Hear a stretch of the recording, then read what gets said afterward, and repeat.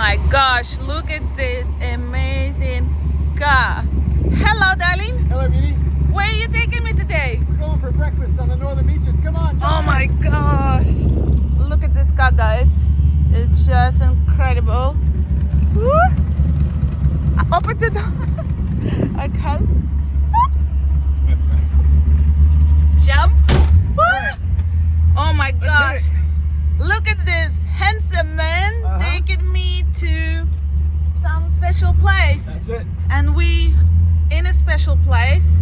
It's a Mustang 1965, guys. Can you believe it? Shelby Mustang 1965. Look at these details. Ooh, so antique, vintage.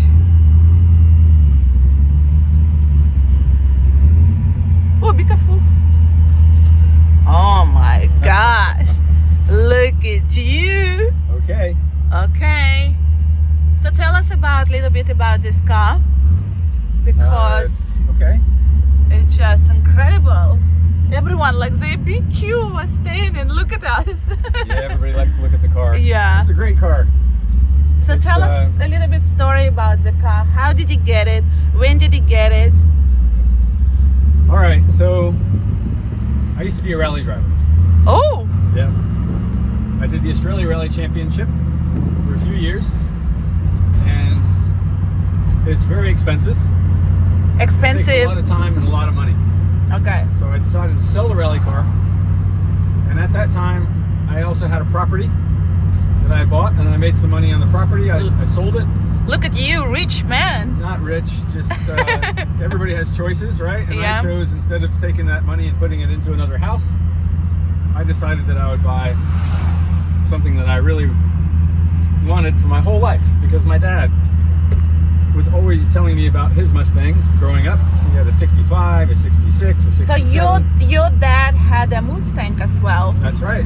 Wow. So it's kind of a family hobby to have a Mustang, or luxury hobby to have a Mustang. Like, do you know how many people dream about this car? To have a car, like even just to be around to see it. Yeah. This is luxuries. It's like antique. I don't know, like how I should. Oh, look at this cover. It's like all special things here, guys. I just want to show you a little bit, so interrupt you. Okay, so I keep going. So I got the idea to buy a Mustang. Yeah. And so this is about. I started to try to decide what kind of Mustang would I like to get. Mm-hmm. Oh. And okay. Yeah. because you've got a choice. You can go the original 65. You can go with a 67, which was the next model that came out. You can go with a 69, like a Mach 1, or a 69 GT Fastback. Mm-hmm. And after really thinking about it a lot, I decided that I wanted the original, the one that started the Mustang legend. So this is original. Which was the 65. Ooh! Oh my gosh! Oh. We're driving, guys. He's a rally driver. Whoa! Woo! We're driving in Sydney. What did you know? In North Sea Beaches is the best park in the world. Beautiful palm trees. And we're going to Naravina. So we're moving from DY to Naravina for Breaky with this handsome telling us a story. How did he get Mustang? Yeah, so in 1965, they came out with the first Mustang. Mm-hmm. And Carroll Shelby, who's a legendary, race car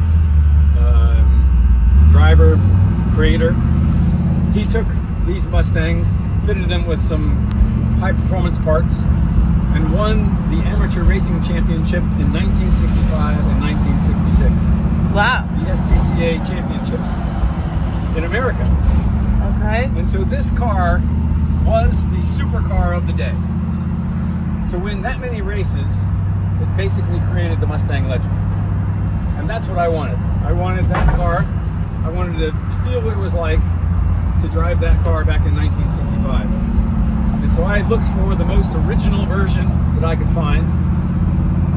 And I built a lot of cars in my day, but I didn't want to go and build this one because I know how long it takes and how much it costs. So I found this car in a car museum. St. Louis Car Museum. Where? In the US? In the US? It took me 9 months looking at car after car after car, looking at the photos, looking at the papers, the details of the history of the car, the engine, all the numbers on the car and things like that. So I finally found this car, which was probably the best that I had seen out of that 9 months of looking. So it was in US? Where about in US? Which city? St. Louis. St. Louis.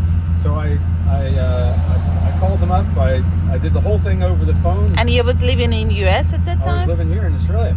Oh, okay. Yeah. So you already was living in Australia. This is 2009. Okay. So yeah, I finished rallying and yeah, went on this journey to buy this car. So I had the car. I bought it. Told my dad I'm buying a Mustang. Okay. And I had it shipped on a truck from St. Louis down to Georgia where my dad lives. So how much was the car? When did you buy it? I'm not going to talk about that. Secret, okay. Let's not talk about the price. Okay. But anyway, so I shipped it to my dad's house in Georgia.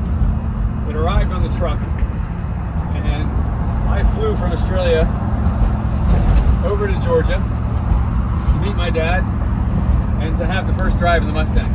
Wow, I can imagine how you was excited, right? It was amazing.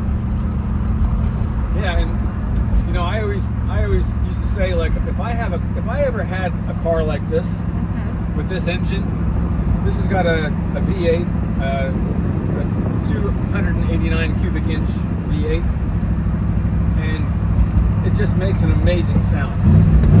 Whoa.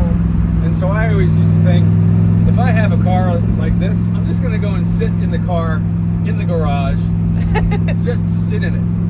And not driving. Not driving, just sit in it. And enjoy it. Woo! And so that's what I did. I literally, in my dad's garage, This is the beauty of the place. Yes. just went and sat in the car because it's so unbelievable, right? You couldn't believe that you bought. No, I You couldn't got a believe it. car. No. Mm. So that's a little bit of the story of this car. Wow. Incredible. Yeah. How did you feel at that time? I don't know. Wish came true? Yeah, but it was also, I remember driving it for the first time, and it's such a hard car to drive. You know, it's got manual steering. I would love It's to got drive big, it. wide tires, so it's hard to steer. It's got a really heavy clutch. You know, and I've driven lots of cars. You know, I've driven race cars. I've driven lots of different kinds of cars. But getting into this thing here, because I'd spent so much money on it, and it's such a piece of history. It that is. you don't ever want to do anything that's going to hurt it, you know? And so I was nervous driving it the first time. And really, it probably took me, a couple of months to really get used to the car. And especially driving it a little bit hard. You know, if you want to go fast in it, you gotta think ahead of the car because it goes fast. And yeah, the steering's not great and it's loose and. What just about like it was in maintenance? 65. What? What about maintenance? Like, it's how do you maintain? Do you do something? I do all the work on the car myself. I've learned enough over the years how to, put things together, take things apart. I built a few engines. I built a few rally cars. My dad taught me a lot growing up. Basically, we were working on cars all the time, and so yeah, everything is Unbelievable. I just do everything. Yeah, I don't want anybody else to touch the car. Right? I think that's just me.